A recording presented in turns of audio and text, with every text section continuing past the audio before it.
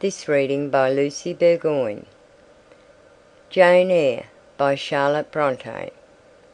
Chapter 28. 2 days are past. It is a summer evening. The coachman has set me down at a place called Whitecross. He could take me no farther for the sum I had given, and I was not possessed of another shilling in the world. The coach is a mile off by this time. I am alone. At this moment I discover that I forgot to take my parcel out of the pocket of the coach where I had placed it for safety.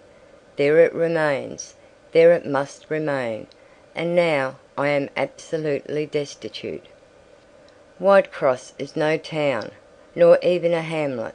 It is but a stone pillar set up where 4 roads meet, whitewashed, I suppose, to be more obvious at a distance and in darkness.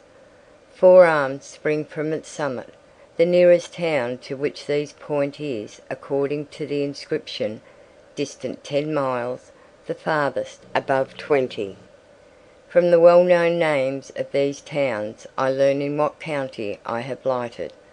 A North Midland shire, dusk with moorland, rigid with mountain, this I see. There are great moors behind and on each hand of me. There are waves of mountains far beyond that deep valley at my feet. The population here must be thin, and I see no passengers on these roads. They stretch out east, west, north, and south white, broad, lonely. They are all cut in the moor, and the heather grows deep and wild to their very verge. Yet a chance traveller might pass by, and I wish no eye to see me now. Strangers would wonder what I am doing, lingering here at the signpost, evidently objectless and lost.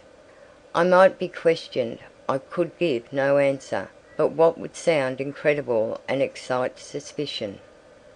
Not a tie holds me to human society at this moment, not a charm or hope calls me where my fellow creatures are. None that saw me would have a kind thought or a good wish for me. I have no relative but the universal mother, Nature. I will seek her breast and ask repose. I struck straight into the heath. I held on to a hollow I saw deeply furrowing the brown moorside. I waded knee-deep in its dark growth. I turned with its turnings, and finding a moss-blackened granite crag in a hidden angle, I sat down under it. High banks of moor were about me. The crag protected my head. The sky was over that. Some time passed before I felt tranquil even here. I had a vague dread that wild cattle might be near, or that some sportsman or poacher might discover me. If a gust of wind swept the waste, I looked up, fearing it was the rush of a bull. If a plover whistled, I imagined it a man, finding my apprehensions unfounded, however, and calmed by the deep silence that reigned as evening declined at nightfall. I took confidence. As yet I had not thought. I had only listened, watched, dreaded. Now I regained the faculty of reflection. What was I to do? Where to go? Oh, intolerable questions, when I could do nothing and go nowhere, when a long way must yet be measured by my weary, trembling limbs before I could reach human habitation, when cold charity must be entreated before I could get a lodging, reluctant sympathy importuned, almost certain repulse incurred before my tale could be listened to, or one of my wants relieved. I touched the heath. It was dry, and yet warm with the beat of the summer day. I looked at the sky. It was pure. A kindly star twinkled just above the chasm ridge. The dew fell, but with propitious softness. No breeze whispered. Nature seemed to me benign and good. I thought she loved me, outcast as I was, and I, who from man could anticipate only mistrust, rejection, insult, clung to her with filial fondness. Tonight, at least, I would be her guest, as I was her child. My mother would lodge me without money and without price. I had one morsel of bread yet, the remnant of a roll I had bought in a town we passed through at noon with a stray penny, my last coin. I saw ripe bilberries gleaming here and there, like jet beads in the heath. I gathered a handful and ate them with the bread. My hunger, sharp before, was, if not satisfied, appeased by this hermit's meal. I said my evening prayers at its conclusion, and then chose my couch. Beside the crag the heath was very deep. When I lay down my feet were buried in it. Rising high on each side, it left only a narrow space for the night air to invade. I folded my shawl double and spread it over me for a coverlet. A low, mossy swell was my pillow. Thus lodged, I was not, at least, at the commencement of the night cold. My rest might have been blissful enough, only a sad heart broke it. It plained of its gaping wounds, its inward bleeding, its riven chords. It trembled for Mr. Rochester and his doom. It bemoaned him with a bitter pity. It demanded him with ceaseless longing, and impotent as a bird with both wings broken. It still quivered its shattered pinions in vain attempts to seek him. Worn out with this torture of thought, I rose to my knees. Night was come, and her planets were risen, a safe, still night, too serene for the companionship of fear. We know that God is everywhere, but certainly we feel his presence most when his works are on the grandest scale spread before us, and it is in the unclouded night sky, where his worlds wheel their silent course, that we read clearest his infinitude, his omnipotence, his omnipresence. I had risen to my knees to pray for Mr. Rochester. Looking up, I, with tear-dimmed eyes, saw the mighty Milky Way, remembering what it was, what countless systems there swept space like a soft trace of light. I felt the might and strength of God. Sure was I of his efficiency to save what he had made. Convinced I grew that neither earth should perish, nor one of the souls it treasured. I turned my prayer to thanksgiving. The source of life was also the saviour of spirits. Mr. Rochester was safe. He was God's, and my God would he be guarded.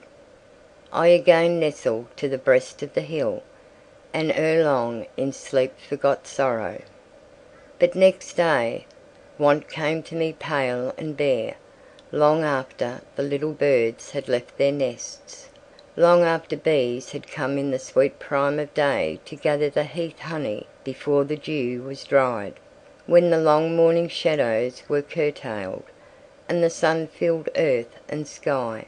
I got up, and I looked round me. What a still, hot, perfect day! What a golden desert this spreading moor! Everywhere sunshine. I wished I could live in it and on it.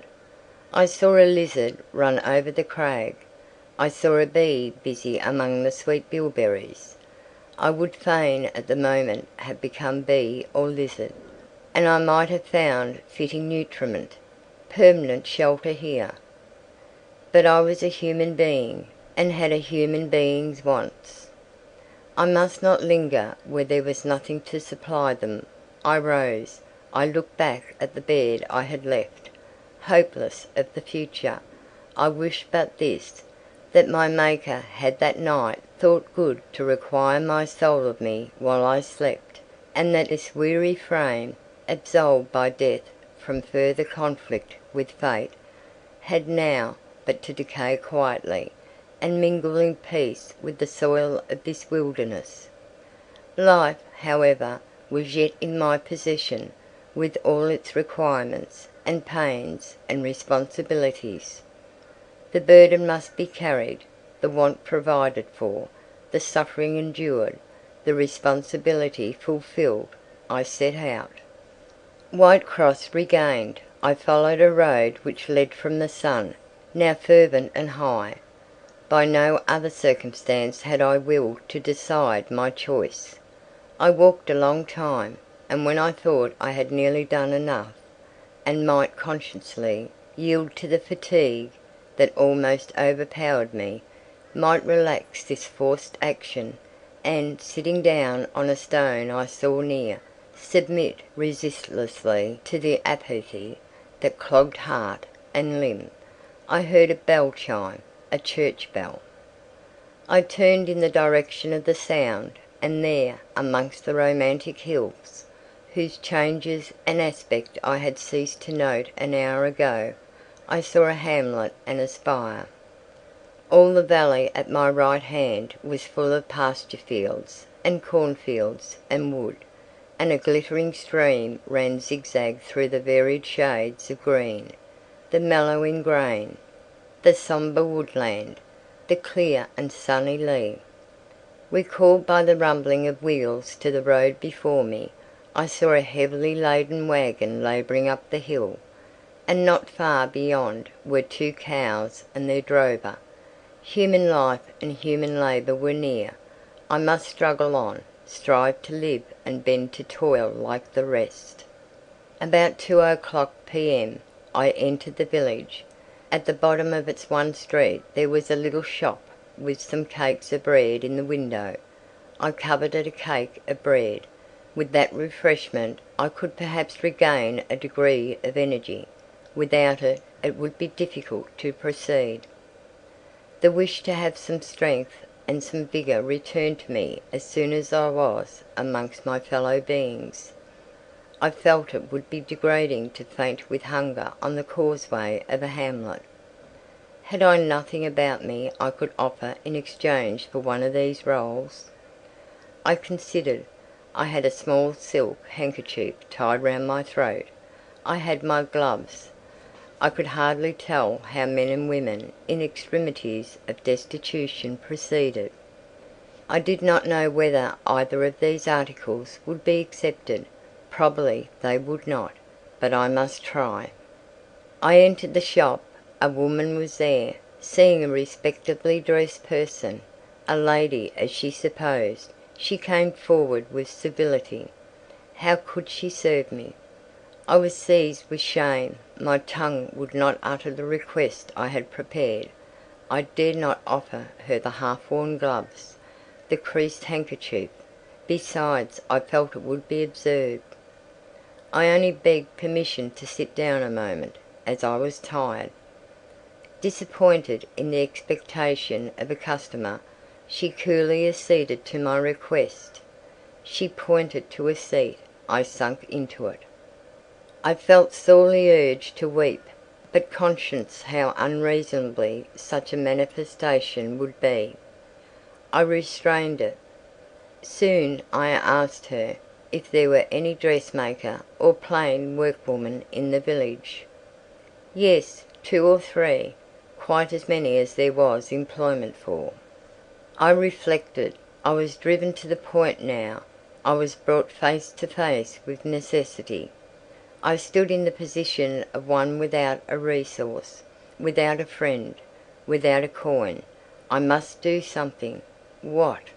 I must apply somewhere. Where? Did she know of any place in the neighbourhood where a servant was wanted? Nah, she couldn't say. What was the chief trade in this place? What did most of the people do? Some were farm labourers. A good deal worked at Mr. Oliver's needle factory and at the foundry. Did Mr. Oliver employ women? Nah, it was men's work. And what do the women do? I know't was the answer. Some does one thing and some another. Poor folk mun get on as they can. She seemed to be tired of my questions, and, indeed, what claim had I to importune her?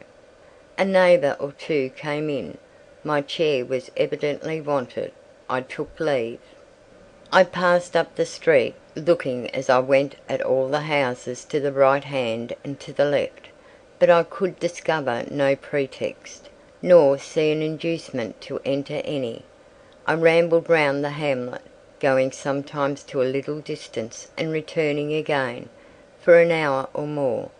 Much exhausted and suffering greatly now for want of food, I turned aside into a lane and sat down under the hedge. Ere many minutes had elapsed, I was again on my feet, however, and again searching something, a resource, or at least an informant. A pretty little house stood at the top of the lane, with a garden before it, exquisitely neat and brilliantly blooming. I stopped at it. What business had I to approach the white door or touch the glittering knocker? In what way could it possibly be the interest of the inhabitants of that dwelling to serve me? Yet I drew near and knocked. A mild-looking, cleanly attired young woman opened the door, in such a voice as might be expected from a hopeless heart and fainting frame, a voice wretchedly low and faltering. I asked if a servant was wanted here. "No," said she, "we do not keep a servant." "Can you tell me where I could get employment of any kind?" I continued. "I am a stranger without acquaintance in this place. I want some work, no matter what." But it was not her business to think for me, or to seek a place for me. Besides, in her eyes, how doubtful must have appeared my character, position, tale! She shook her head.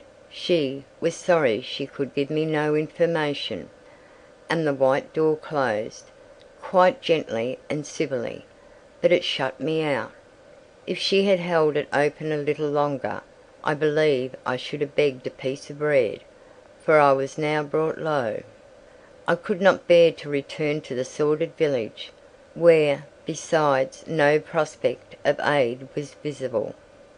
I should have longed rather to deviate to a wood I saw not far off, which appeared in its thick shade to offer inviting shelter.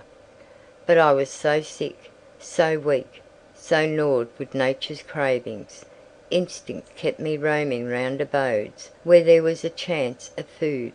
Solitude would be no solitude, rest no rest, while the vulture, hunger, thus sunk beak and talons in my side.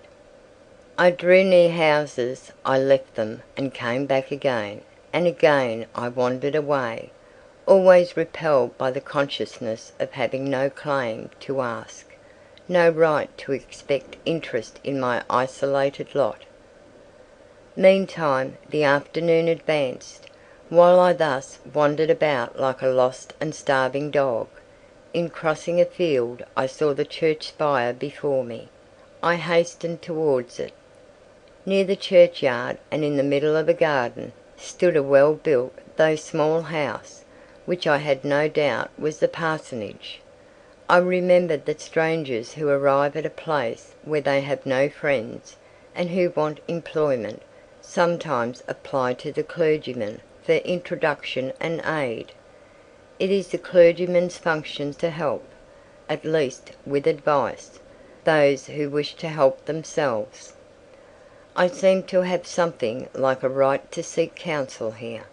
Renewing then my courage, and gathering my feeble remains of strength, I pushed on. I reached the house, and knocked at the kitchen door. An old woman opened. I asked, was this the parsonage? Yes. Was the clergyman in? No. Would he be in soon? No, he was gone from home. To a distance? Not so far. Happened 3 mile. He had been called away by the sudden death of his father. He was at Marsh End now, and would very likely stay there a fortnight longer. Was there any lady of the house? Nay, there was nought but here, and she was housekeeper, and of her reader I could not bear to ask the relief for want of which I was thinking. I could not yet beg, and again I crawled away.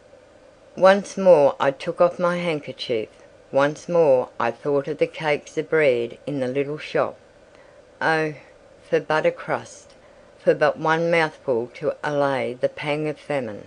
Instinctively I turned my face again to the village. I found the shop again, and I went in, and though others were there besides the woman, I ventured the request, would she give me a roll for this handkerchief? She looked at me with evident suspicion. Nay, she never sold stuff either way.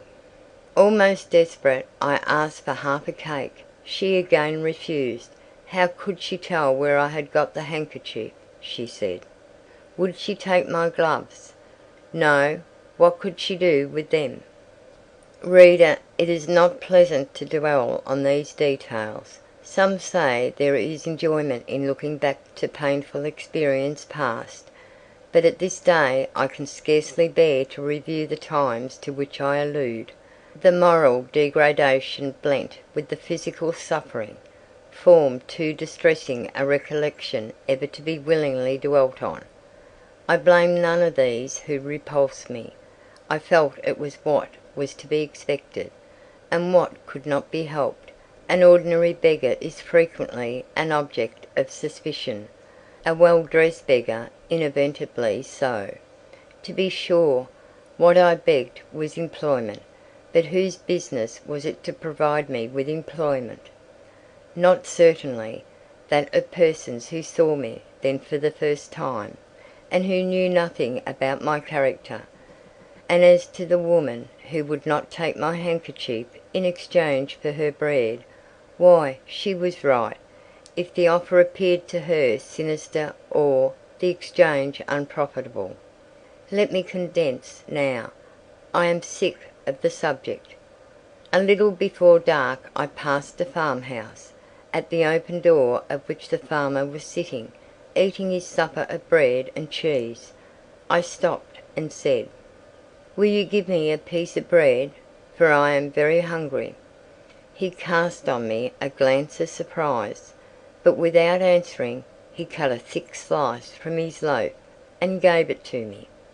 I imagine he did not think I was a beggar, but only an eccentric sort of lady, who had taken a fancy to his brown loaf.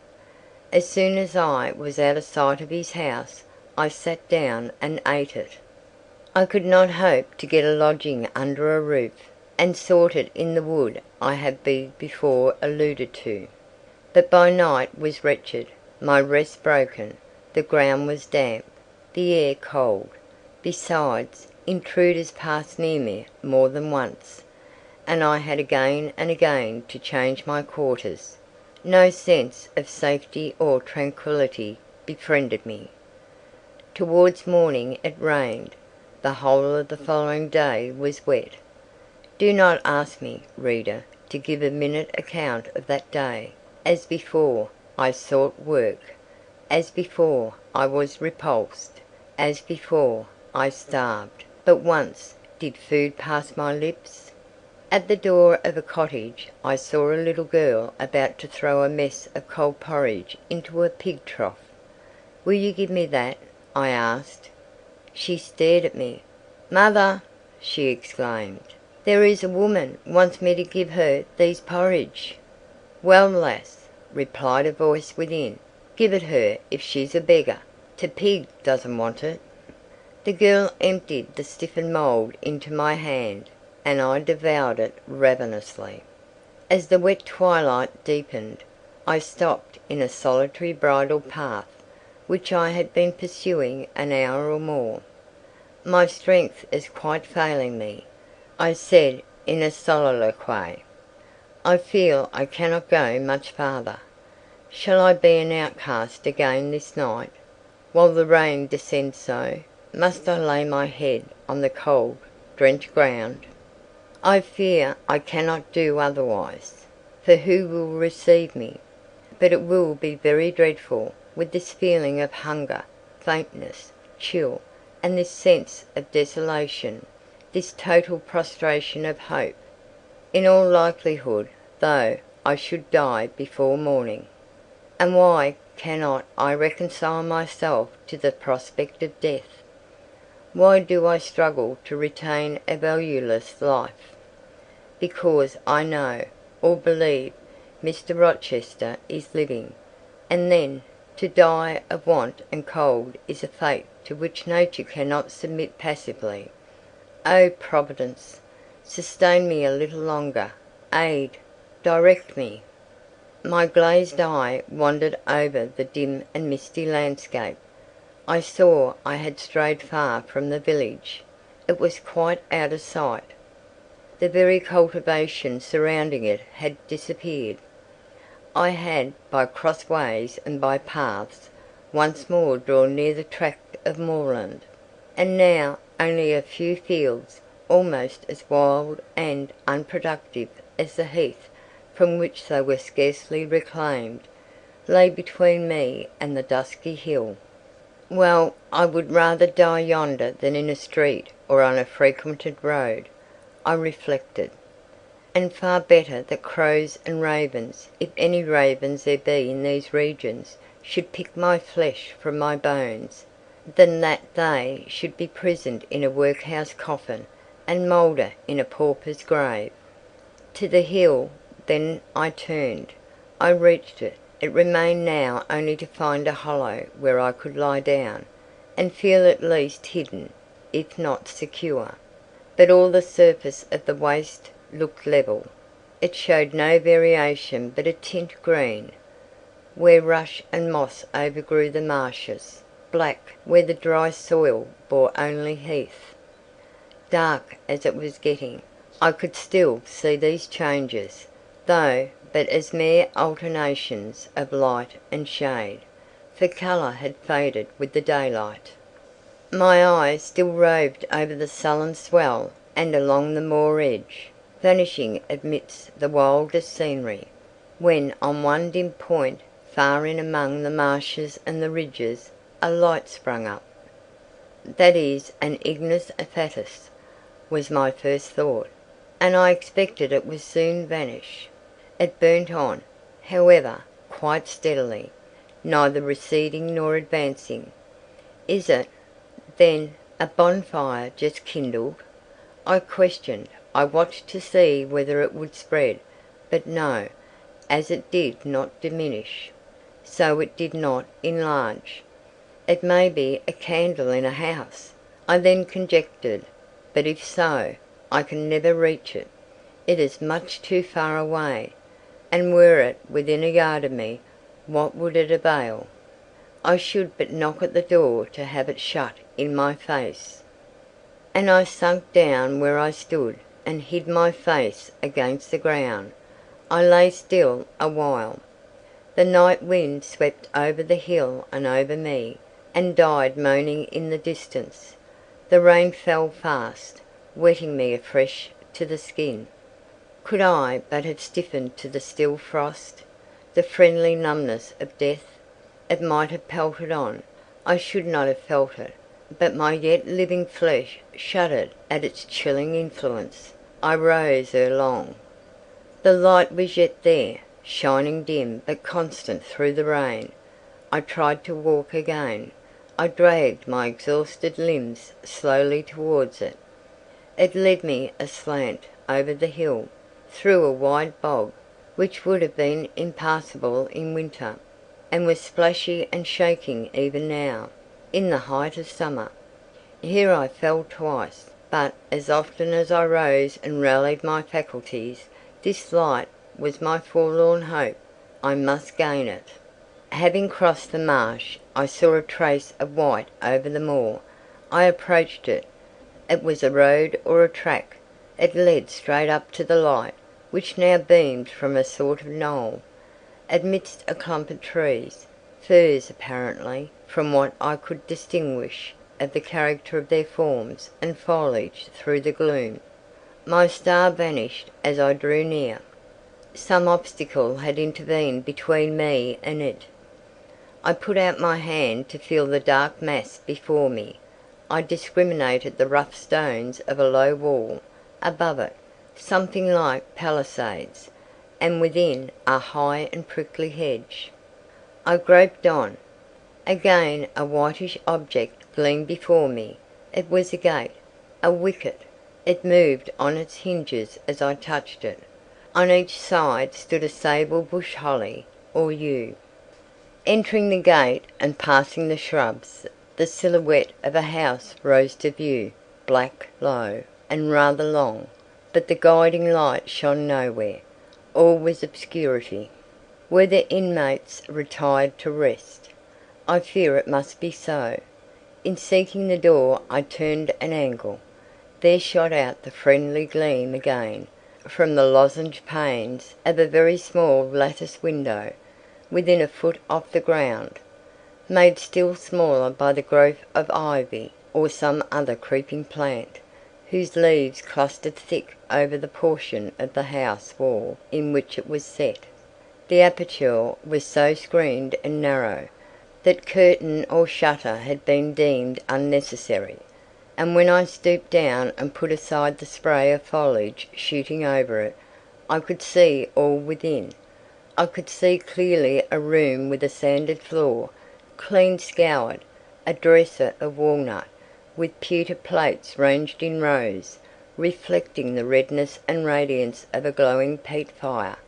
I could see a clock, a white deal table, some chairs. The candle, whose ray had been my beacon, burnt on the table, and by its light an elderly woman, somewhat rough-looking, but scrupulously clean, like all about her, was knitting a stocking. I noticed these objects coarsely only. In them there was nothing extraordinary. A group of more interest appeared near the hearth, sitting still amidst the rosy peace and warmth suffusing it. Two young, graceful women, ladies in every point, sat, one in a low rocking chair, the other on a lower stool. Both wore deep mourning of crape and bombazine, which sombre garb singularly set off very fair necks and faces. A large old pointer dog rested its massive head on the knee of one girl.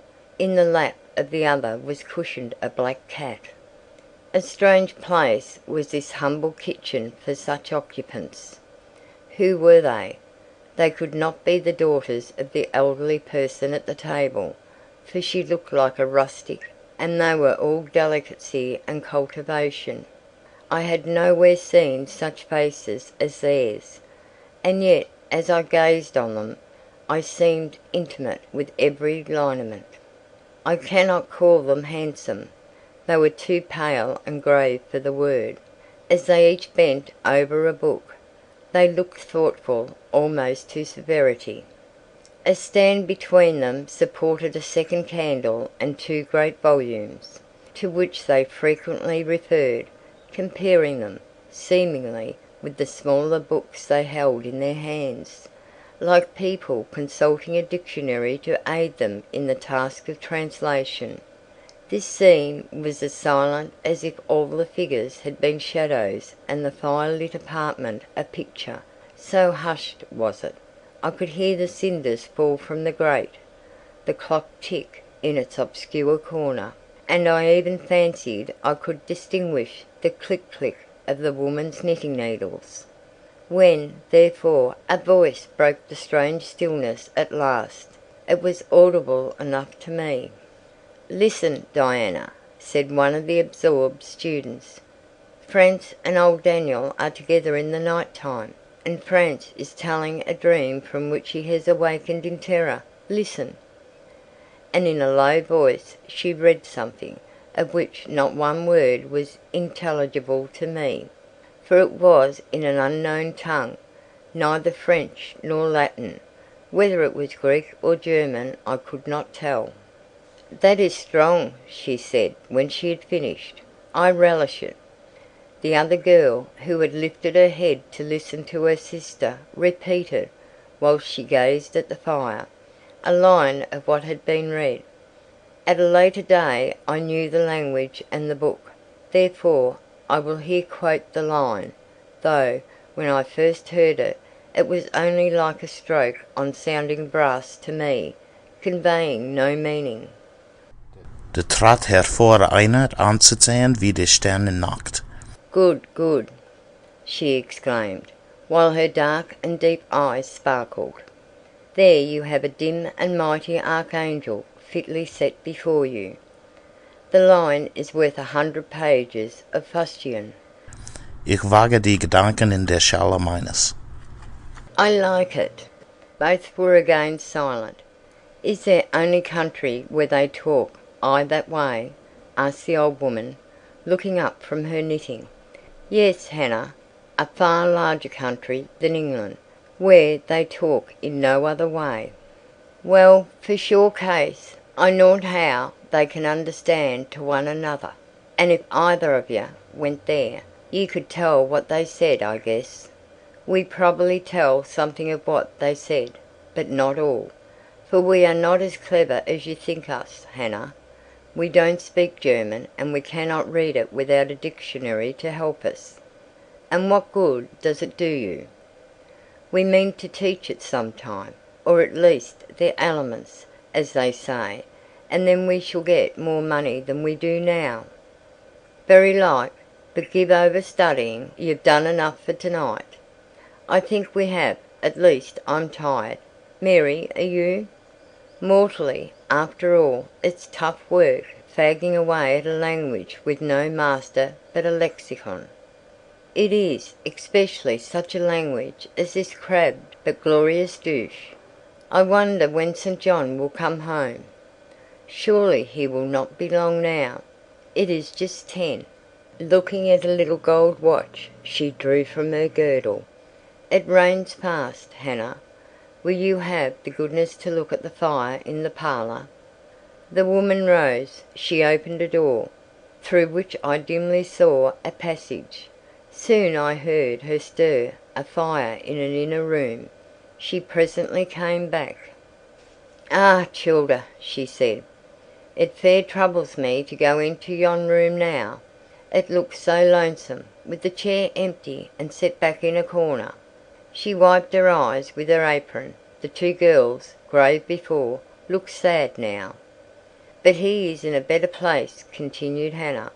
"We shouldn't wish him here again, and then nobody need to have a quieter death nor he had." "You say he never mentioned us?" inquired one of the ladies. "He hadn't time, bairn. He was gone in a minute. Was your father?"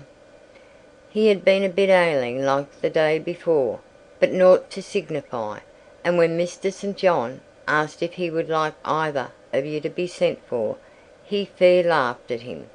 He began again, with a bit of heaviness in his head the next day, that is, a fortnight sin', and he went to sleep and never wakened. He wore a mask dark when your brother went into the chamber and found him." "Ah, childer, that's the last of the old stock. For ye and Mr. St. John is like of different sort to them as gone. For all your mother wore mich your way, and a'most a book learned. She wore the picture o' ye, Mary. Diana is like your father." I thought them so similar I could not tell where the old servant, for such I now concluded her to be, saw the difference. Both were fair complexioned and slenderly made. Both possessed faces full of distinction and intelligence. One, to be sure, had hair a shade darker than the other, and there was a difference in their style of wearing it. Mary's pale brown locks were parted and braided smooth. Diana's duskier tresses covered her neck with thick curls. The clock struck 10. "You'll want your supper, I am sure," observed Hannah, "and so will Mr. St. John when he comes in." And she proceeded to prepare the meal. The ladies rose. They seemed about to withdraw to the parlour. Till this moment I had been so intent on watching them, their appearance and conversation had excited in me so keen an interest, I had half forgotten my own wretched position. Now it recurred to me. More desolate, more desperate than ever, it seemed from contrast. And how impossible did it appear to touch the inmates of this house with concern on my behalf, to make them believe in the truth of my wants and woes. to induce them to vouchsafe a rest for my wanderings. As I groped out the door, and knocked at it hesitatingly, I felt that last idea to be a mere chimera. Hannah opened. "What do you want?" she inquired, in a voice of surprise, as she surveyed me by the light of the candle she held. "May I speak to your mistresses?" I said. "You had better tell me what you have to say to them. Where do you come from?" "I am a stranger." "What is your business here at this hour?" "I want a night's shelter, in an outhouse or anywhere, and a morsel of bread to eat." Distrust, the very feeling I dreaded, appeared in Hannah's face.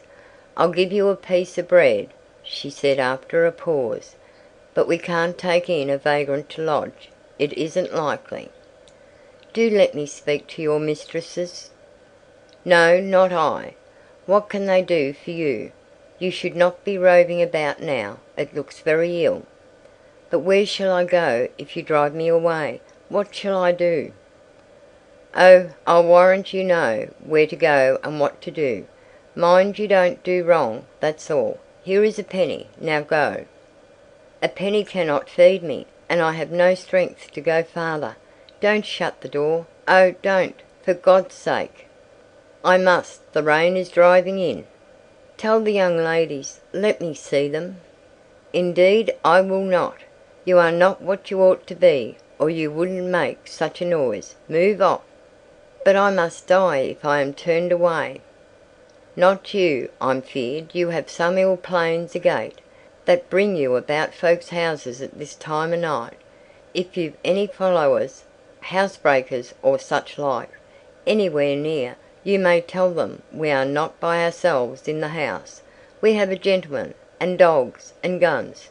Here the honest but inflexible servant clapped the door to and bolted it within.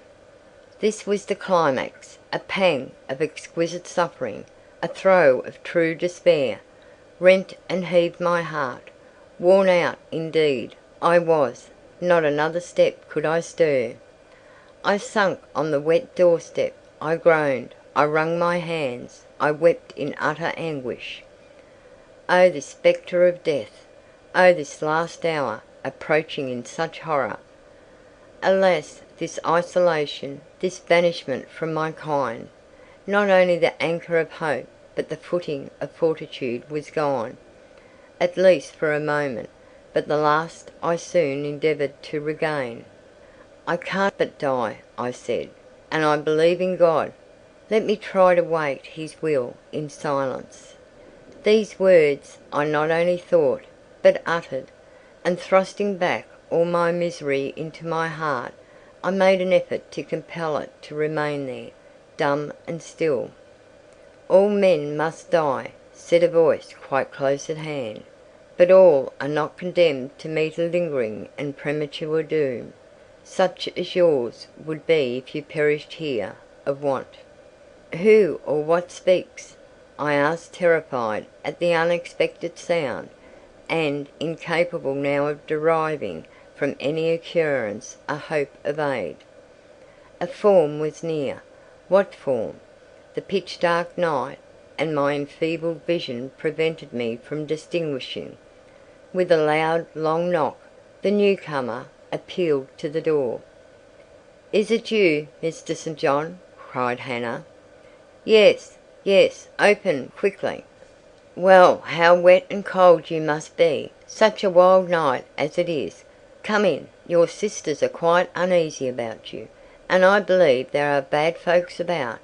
There has been a beggar woman, I declare she has not gone yet, laid down there. Get up, for shame. Move off, I say." "Hush, Hannah. I have a word to say to the woman. You have done your duty in excluding. Now let me do mine in admitting her. I was near, and listened to both you and her. I think this is a peculiar case. I must at least examine into it. Young woman, rise and pass before me into the house." With difficulty I obeyed him. Presently I stood within that clean, bright kitchen, on the very hearth, trembling, sickening, conscious of an aspect in the last degree ghastly, wild, and weather-beaten. The two ladies, their brother, Mr. St. John, the old servant, were all gazing at me. "St. John, who is it?" I heard one ask. "I cannot tell. I found her at the door," was the reply. "She does look white," said Hannah. "As white as clay or death," was responded. "She will fall. Let her sit." And indeed my head swam. I dropped, but a chair received me. I still possessed my senses, though just now I could not speak. "Perhaps a little water would restore her, Hannah. Fetch some. But she is worn to nothing. How very thin, and how very bloodless. A mere spectre." "Is she ill, or only famished?" "Famished, I think. Hannah, is that milk? Give it to me, and a piece of bread." Diana, I knew her by the long curls which I saw drooping between me and the fire as she bent over me, broke some bread, dipped it in the milk, and put it to my lips. Her face was near mine. I saw there was pity in it, and I felt sympathy in her hurried breathing, in her simple words too. The same balm like emotion spoke. "Try to eat." "Yes, try," repeated Mary gently. And Mary's hand removed my sodden bonnet and lifted my head. I tasted what they offered me, feebly at first, eagerly soon. "Not too much at first. Restrain her," said the brother. "She has had enough," and he withdrew the cup of milk and the plate of bread. "A little more, St. John. Look at the avidity in her eyes." "No more at present, sister. Try if she can speak now. Ask her her name." I felt I could speak, and I answered, "My name is Jane Eyre." Anxious as ever to avoid discovery, I had before resolved to assume an alias. "And where do you live? Where are your friends?" I was silent. "Can we send for any one you know?" I shook my head. "What account can you give of yourself?" Somehow, now that I had once crossed the threshold of this house, and once was brought face to face with its owners, I felt no longer outcast, vagrant, and disowned by the wide world. I dared to put off the mendicant, to resume my natural manner and character. I began once more to know myself, and when Mr. St. John demanded an account, which at present I was far too weak to render, I said after a brief pause, "Sir, I can give you no details tonight." "But what then," said he, "do you expect me to do for you?" "Nothing," I replied. My strength sufficed for but short answers. Diana took the word. "Do you mean," she asked, "that we have now given you what aid you require, and that we may dismiss you to the moor and the rainy night?" I looked at her. She had, I thought, a remarkable countenance, instinct both with power and goodness. I took sudden courage. Answering her compassionate gaze with a smile, I said, "I will trust you. If I were a masterless and stray dog, I know that you would not turn me from your hearth tonight. As it is, I really have no fear. Do with me and for me as you like, but excuse me from much discourse. My breath is short. I feel a spasm when I speak." All three surveyed me, and all three were silent. "Hannah," said Mr. St. John at last, "let her sit there at present, and ask her no questions. In 10 minutes more, give her the remainder of that milk and bread. Mary and Diana, let us go into the parlour and talk the matter over." They withdrew. Very soon one of the ladies returned. I could not tell which. A kind of pleasant stupor was stealing over me as I sat by the genial fire. In an undertone she gave some directions to Hannah. Erelong, with the servant's aid, I contrived to mount a staircase. My dripping clothes were removed. Soon a warm, dry bed received me, I thanked God, experienced amidst unutterable exhaustion a glow of grateful joy, and slept. Chapter 28.